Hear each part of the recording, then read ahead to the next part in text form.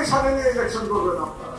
যে আওয়ামী লীগ 15 বছর ধরে ফ্যাসিবাদী শাসন ব্যবস্থা কায়েম করেছিল বাংলাদেশের উপরে, সেই আওয়ামী লীগ, যে আওয়ামী লীগ বাংলাদেশের সার্বভৌমত্ব দিল্লির কাছে টিকিয়ে দিয়েছিল, সেই আওয়ামী লীগ, যে আওয়ামী লীগ মহান জুলাই বিপ্লবে প্রায় 1600 তরুণ ছাত্র ছাত্রীকে হত্যা করেছে, সেই আওয়ামী লীগকে আপনি পুনর্বাসন করে কি রাজনীতির দিকে যাবেন? এটার প্রশ্ন উঠতে পারে না বিপ্লবোত্তর বাংলাদেশে। বিপ্লবোত্তর বাংলাদেশে আওয়ামী লীগকে যদি রাজনীতি করতে হয় তাহলে সংস্কার সম্পন্ন করে তাকে রাজনীতি করতে হবে। এই সংস্কার হতে হবে। কাজে আওয়ামী লীগের যদি সাহস থাকে কিংবা আওয়ামী লীগকে যারা পুনর্বাসন করতে চান তাদের প্রথমেই বলতে হবে যে শেখ হাসিনা সহ শেখ পরিবার এবং সকল খুনি লুটেরা তাদেরকে তাদের দল থেকে বহিষ্কার করতে হবে, তাদের বিচার সম্পন্ন করতে হবে। তারপরে প্রশ্ন উঠবে জনগণ ওই আওয়ামী লীগকে রাজনীতিতে অংশগ্রহণ করতে দেবে কি দেবে না। তার আগ পর্যন্ত এই সংস্কার হওয়া এবং এই বিচার হওয়ার আগ পর্যন্ত আওয়ামী লীগকে বাংলাদেশের রাজনীতিতে পুনর্বাসনের সুযোগ দেওয়ার কোন প্রশ্ন উঠতে পারে না। এটাই আমাদের অবস্থান হওয়া উচিত এবং এটা আপনাদেরকে বুঝতে হবে। আপনারা তরুণ, শুধু আবেগের বশবর্তী হয়ে কথা বললে হবে না। আপনাদেরকে আন্তর্জাতিক চাপ মোকাবেলা করতে হবে।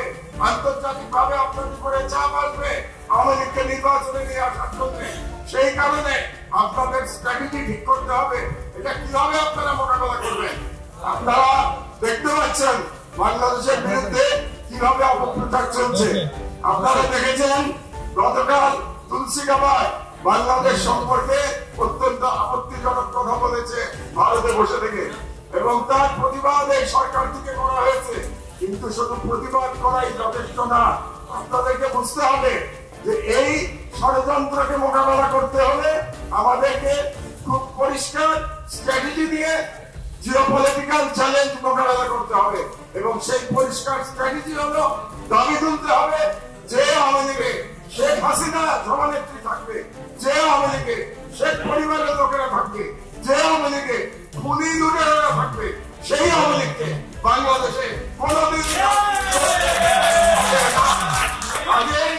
এই দায়িত্ব, এই সংস্কারের দায়িত্ব আওয়ামী লীগের উপরেই ফেলে দিতে হবে। এটাই স্ট্র্যাটেজি, এটা আপনাদেরকে বুঝতে হবে। আওয়ামী লীগকে চ্যালেঞ্জ করতে হবে। শেখ হাসিনা এবং শেখ পরিবারের সকল সদস্য এবং সকল লুটেরাকে বাদ দিয়ে আপনারা আগে ক্ষমা চান জাতির কাছে, তারপরে আমরা বিবেচনা করব আপনাদেরকে রাজনীতি করতে দেওয়া হবে কি হবে না। এই অবস্থান আপনাদেরকে, এই অবস্থান নিয়ে নতুন সকল দলকে চিন্তা করতে হবে। কারণ আমরা জানি খুব শীঘ্রই এই বিষয়ে আলোচনা শুরু হবে সরকারের সঙ্গে। কাজে নতুন দলগুলোকেও আমি বলবো আপনাদেরও সেই আলোচনায় অংশগ্রহণ করতে হবে, আপনাদের অবস্থান পরিষ্কার করতে হবে। আর একটা কথা আমি বলে রাখি, আপনারা যেই অবস্থানই গ্রহণ করুন না কেন সেখানে ট্রান্সপারেন্সি রাখবে, 100% সততা এবং ট্রান্সপারেন্সি রাখতে হবে। ঘরের মধ্যে এক কথা বলবেন আর ঘরের বাইরে গিয়ে আর এক কথা বলবেন, এভাবে রাজনীতি এবং দেশ আগাতে পারে না।